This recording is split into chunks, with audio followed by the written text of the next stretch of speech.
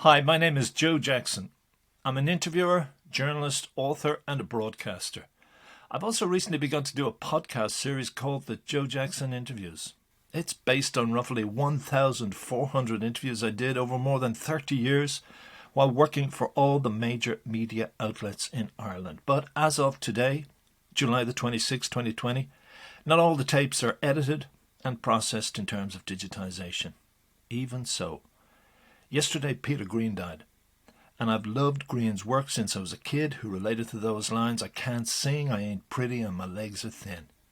And I loved and related to the aching at the soul of songs like "Need Your Love So Bad," "Man of the World," and in fact, the blues cry in much of the singing and playing of Peter Green. So in early 1993, when I was doing a weekly interview slot for the Irish Times, it was a pure blues rock and roll fan's delight for me to be able to sit down and talk with Mick Fleetwood in a Dublin hotel. That tape isn't processed, and I will turn it into a podcast at a later date.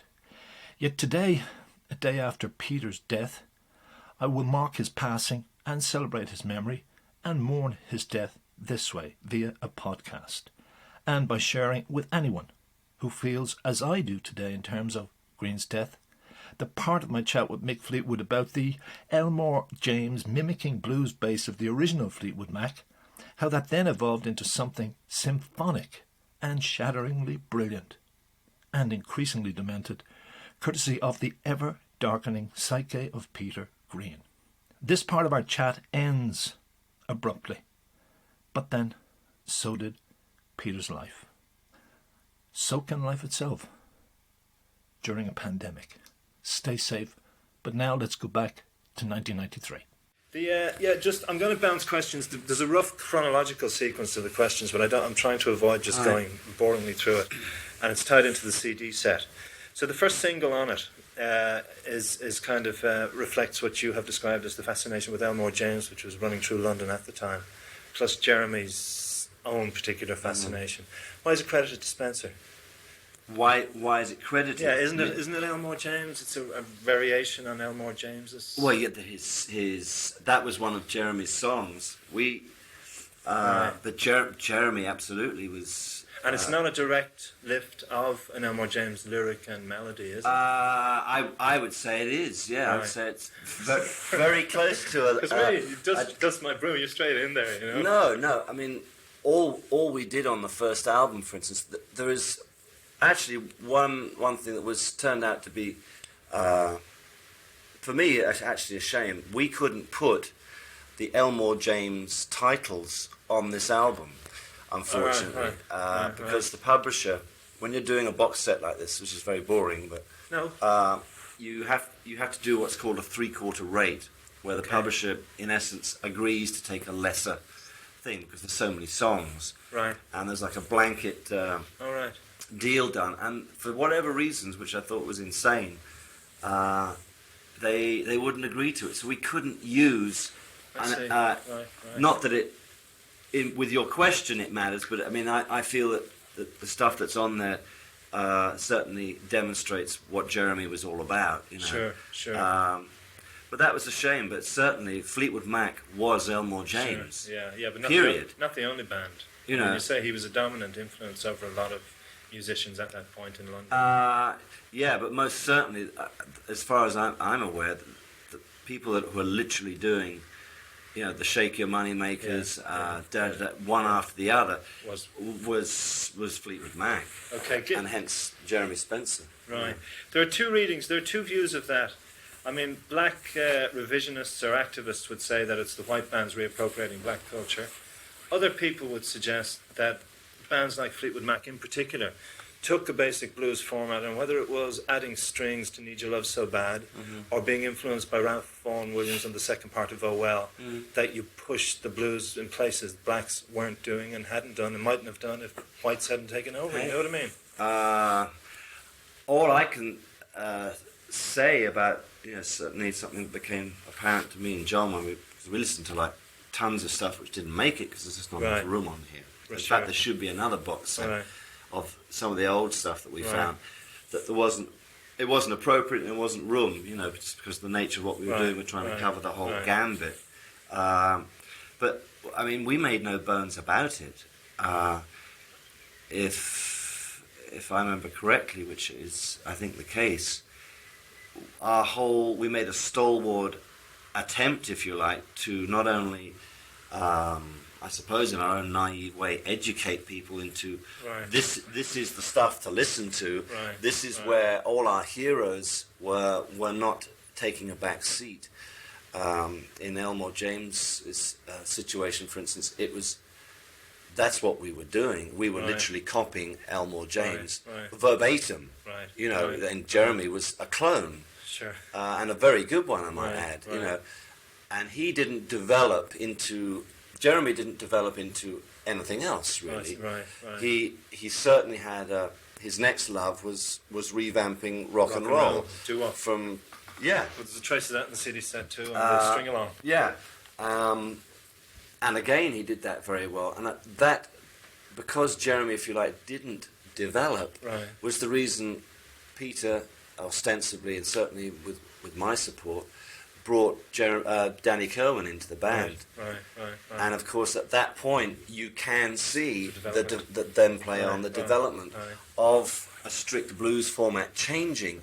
And besides that, Peter had already, before Fleetwood Mac was formed, in my opinion, with the likes of the Supernatural, with John Mayall, his little niche was already starting to be cut out. Right.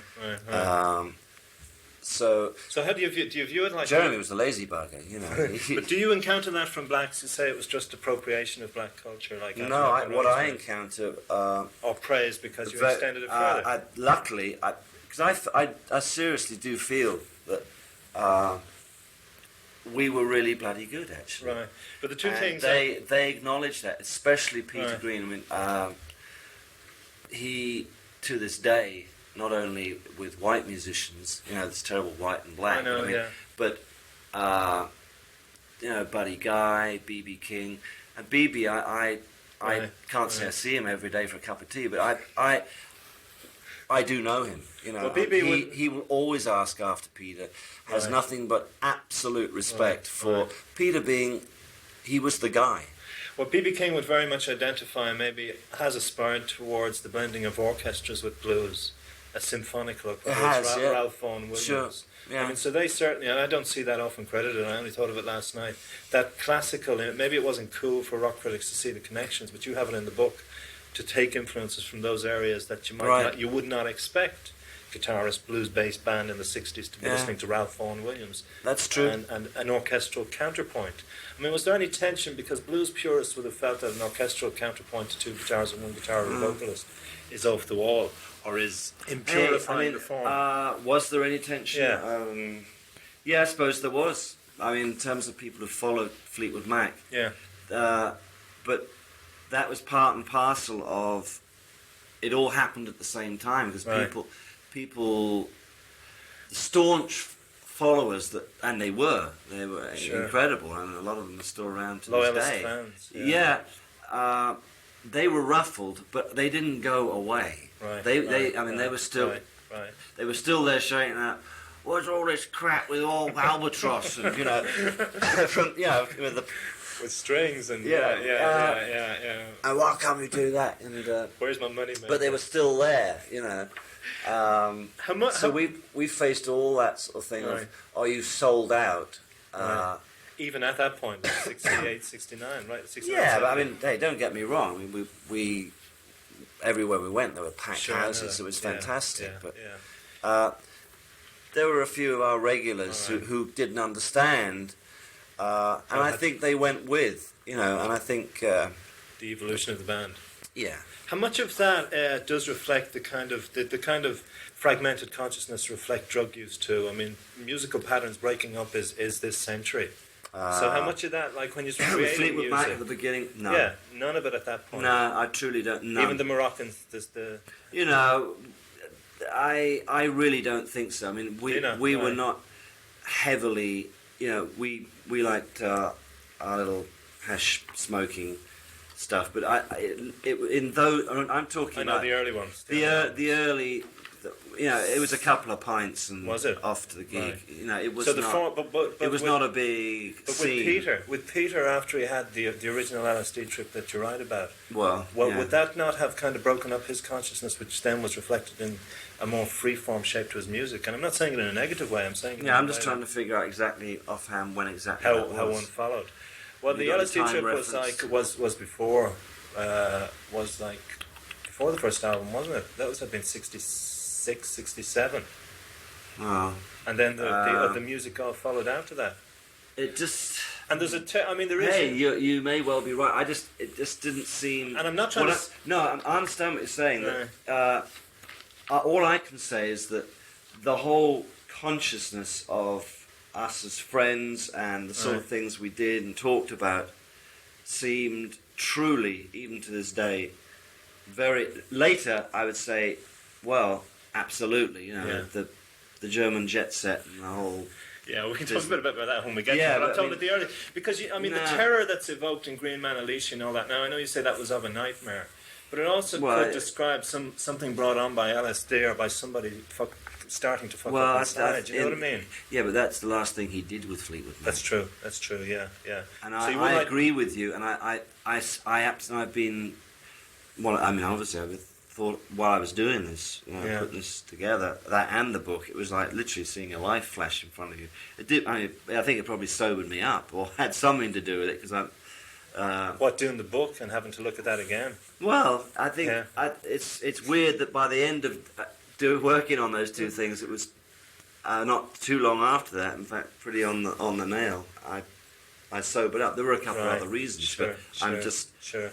I think it truly did have something to do with it, because I was emotionally, about a year ago, I felt, hey, I was abusing myself again, badly. Right. And I thought about Peter and that specific song, that he was already literally hearing voices, I think, and didn't. And we had not a clue how much trouble this guy was even in those days. Or where those voices and I don't think he even. But now I tend to think that he literally was hearing voices, because it was not too long after that, really, that he became a schizophrenic. Sure. It always reminded me of, I don't know, you probably wouldn't remember, the B-side of a Scott Walker song. It was called The Plague. And it was a song version. The Walker Brothers guy? No, just Scott on his own. He did a song version of Albert Camus' The Plague, and it always reminded me of Green Man Alicia. It was the terror, the heroin, and kind of his own kind of sexual tensions or whatever. Yeah. But both of them made him flip. He's back in the studio, thankfully. It'll be interesting to see what he has to produce. He just got a record deal. Wow. And all of his 4 solo albums from the 60s have been reissued in succession this year. He got a great deal. And he lived here all the time? He lived between London and Amsterdam. 2 places, quietly, broke, but he's now back in the studio. I'm really delighted. But he'd written from a similar perspective to Peter, the terror of the plague, a man locked in a room, voices, floating shadows coming off the wall. And it was the same. It was around 68, 69. So it was much the same. So another question. This could be totally off the wall. The song "Black Magic Woman" descended from "I Loved Another Woman." You claim in the book, right? How much, or if any, of the music also evolved from the Robert Johnson fascination with the darkness, the devil, Satanism, if ever? Was that ever with Peter? Peter, and later with the band, because I have a lot of things. Preface it, because Peter was he was the boss. All right. Because it is the Robert Johnson, the core of blues. Yeah, it is. I think those influences absolutely, definitely were there. Yeah. No, absolutely. I'm sure that comment that you're making. These are really astute observations, actually. That it was strange for me. You see, I mean, I was at the time very uneducated. Right. I was just a little drummer that played a certain way. So right. Virgin. So Peter was the man who had become very aware of a whole genre of music that he very literally identified, not only identified, that he lived. And I think that it stands the test of time that it was a very real thing. It was past the mimic syndrome. It was a very deep emotional connection with something which basically said, thank God I found something that I personally identify with, because I think Peter is and was an extremely, I don't know whether you ever met Peter, but never did, no. If you walked in the room now, you'd know about it. Even if he was a little bit like he can be now, it's still, there's a tremendous heaviness, and it got heavier and heavier and heavier at presence, and this is what he was carrying around when he was, if you like, identifying people like Robert Johnson. But how much of it was any of it thanks Satan? I mean, was any of it practicing in the occult study? Was it at that point? But I think he... Because a lot of... I talked with Rory Gallagher, you know our Rory, very recently. Sure. And Rory described a wonderful incident. He said that when he was he was first touring, he used to play a reel-to-reel tape, it probably would have been at that time, of Robert Johnson's best songs on a little machine.